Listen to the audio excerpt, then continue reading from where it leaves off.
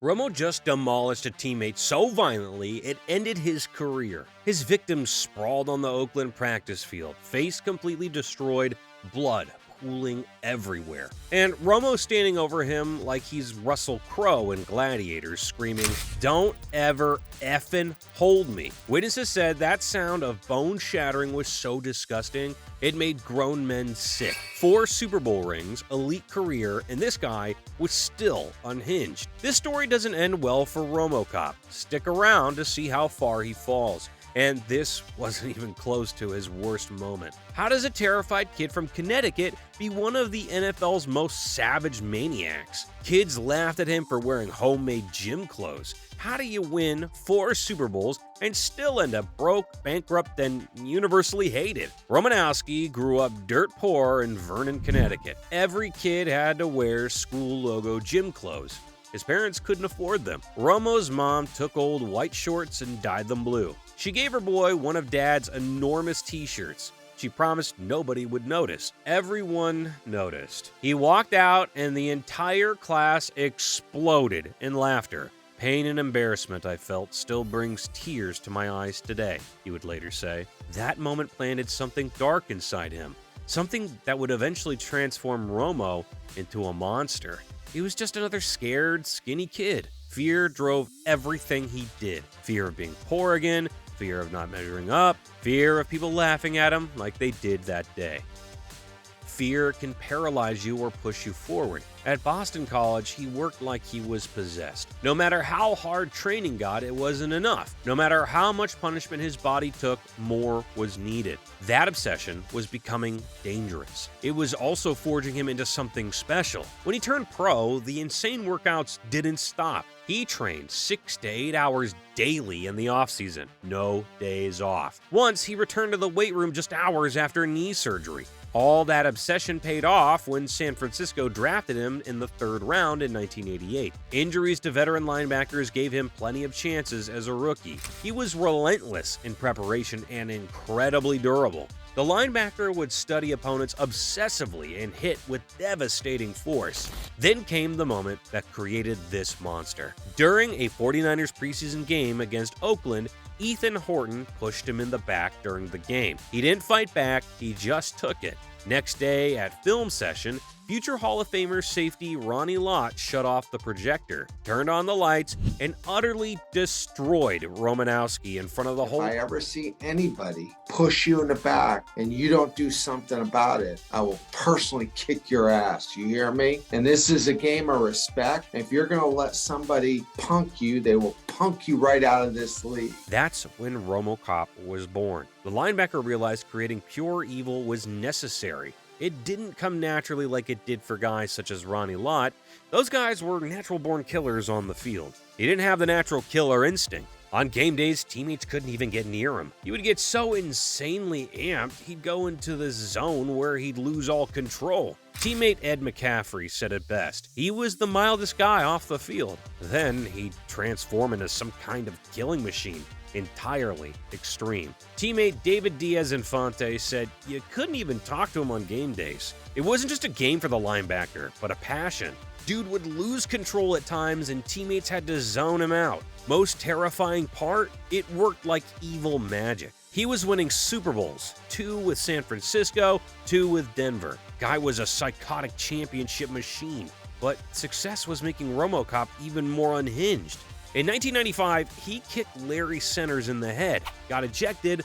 League officials fined him $4,500. 2 years later came Kerry Collins' destruction during a preseason contest against Carolina. Collins was standing in the pocket, finishing a pass in the second quarter. That's when the linebacker's hit exploded into the bottom of his face mask. Impact was so brutal that Collins underwent 4 hours of surgery. Doctors had to insert 2 metal plates to stabilize a fracture on the left side of his jaw. 2 more plates to fix a break at the front. Collins was sidelined for 6 weeks. It certainly wasn't intentional, Romanowski claimed afterward. It was a hard hit. I knew it was bad as soon as I hit him. He got fined $20,000.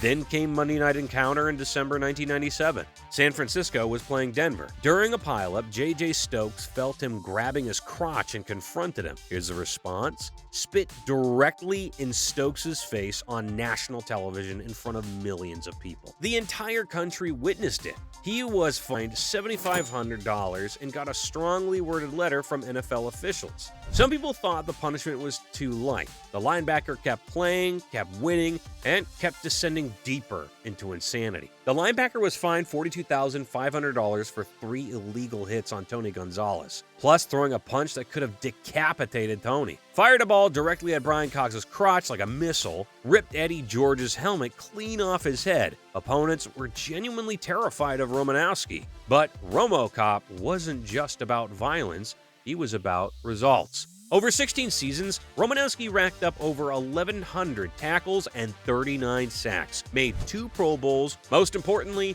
Romanowski joins a very small group of linebackers to play in 5 Super Bowls, but he stands out as the only documented to start in each of the 5 games. Held NFL records for consecutive games played by a linebacker until London Fletcher broke it.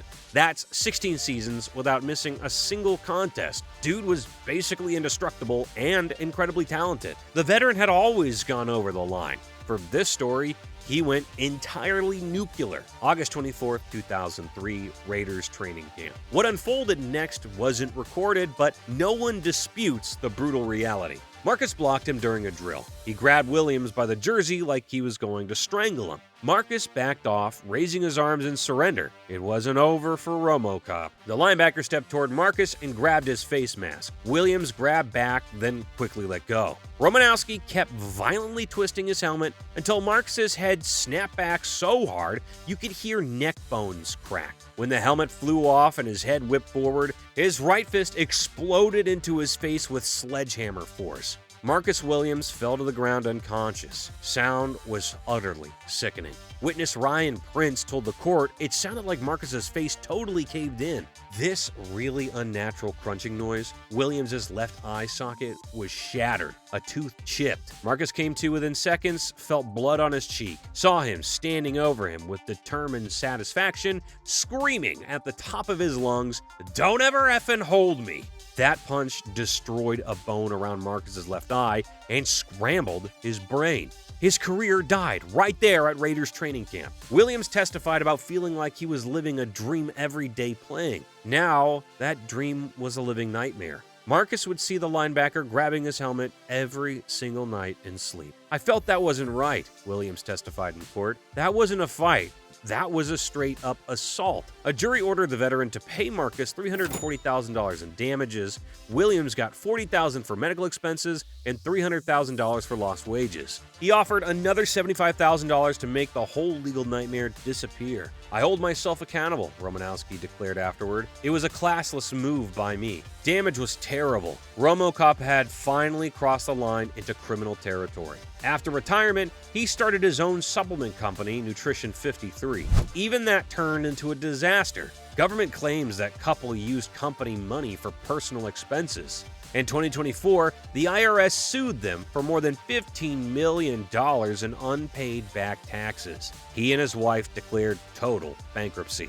Romo Cop had destroyed everything. He won 4 championships and played in 5 Super Bowls. ESPN ranked him as the 5th dirtiest athlete in professional sports history. Some people would say he was number 1. He tried different paths after football. Even played Guard Lambert in the Longest Yard movie, but nothing stuck. These days, Romanowski meditates daily. Romanowski, the meditator. He's reflecting. Who'd have predicted that?